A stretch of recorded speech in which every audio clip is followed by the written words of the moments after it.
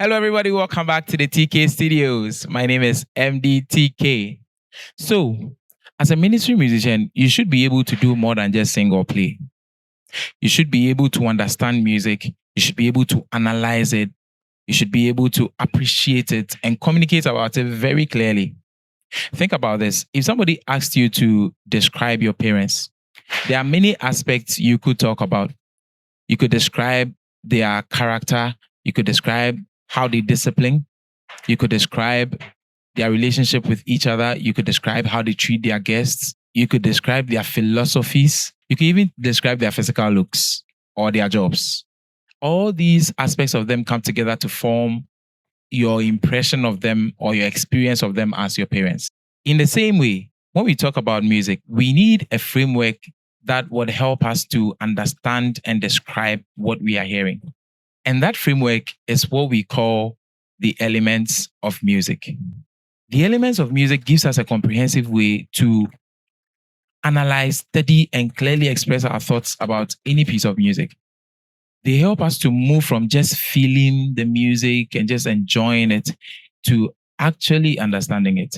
And when you begin to approach your music this way, you will not only gain insight, but you actually get creative control, especially when you are writing songs or leading a choir. Okay, so what are these elements of music? Let's just dive in.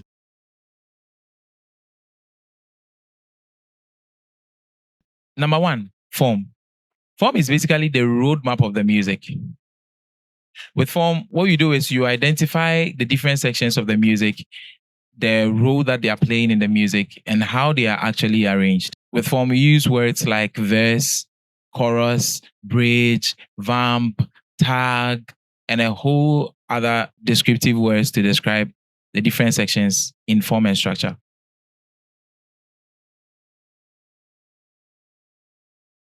Number two, melody. Melody is actually the storytelling tool of the music.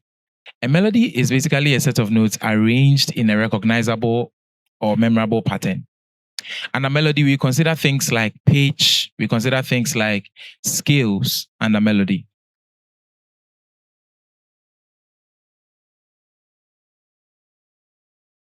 Number three, harmony. Harmony is where we start to add depth.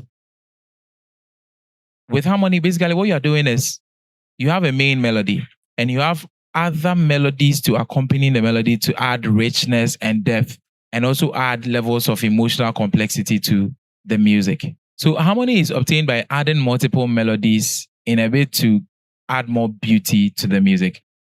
And there are many different types of harmony. There is consonant harmony, there is dissonant harmony, talking about whether the music is stable or the music has tensions, respectively.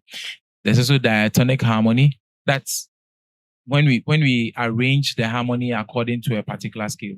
There's tonal harmony and atonal harmony, where we are dealing with harmony that is either based on a key center or otherwise. There's also modal harmony, where we use modes of scales to actually generate or construct harmony.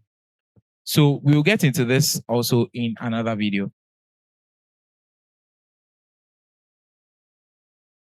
Number four, dynamics. Dynamics is the emotional storytelling of the music. So dynamics basically measures the highness or the lowness of the sounds in the music. Dynamics is a meter of volume. It's a volume metric. When it comes to dynamics, we are basically just measuring how high do you sound? How low is your volume? What's your control? It's one of the most powerful tools of evoking emotion in music. How high do you sound? How low do you sound? How much control do you have over that? So in dynamics, we are measuring intensity, the intensity of sound and the changes in between. So there are some terms that we use with dynamics. How high do you sound? That's forte. How low do you sound? That's piano. And then we have various degrees of intensity. There is fortissimo, which is very loud, mezzo forte, which is moderately loud, and forte, which is loud. Then we have pianissimo, which is very soft. We have mezzo piano, which is moderately soft, and piano, which is actually soft. So we have various levels of measuring intensity. Then we also have other terms to describe the changes, right? When you're moving from a low intensity to a high intensity, we call that a crescendo. When you move from low volume to a high volume, then we also have when you're moving from a high volume to a low volume, which is actually decrescendo.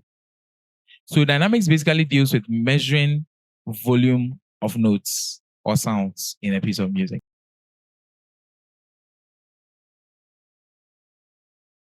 Number 5, timbre. Timbre actually refers to the quality of sound.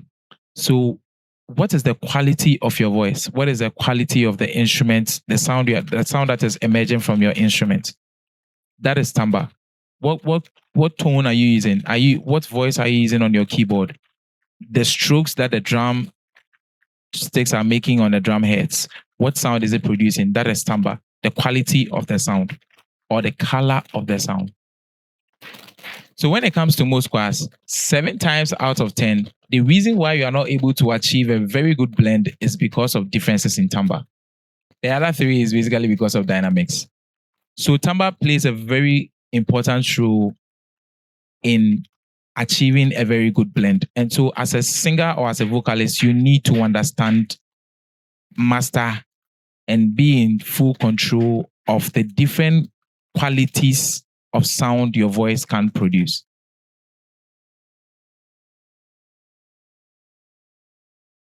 The next one is rhythm. Rhythm basically has got to do with how the music moves. It has got to do with timing, time signatures. You need to be able to understand your time signatures.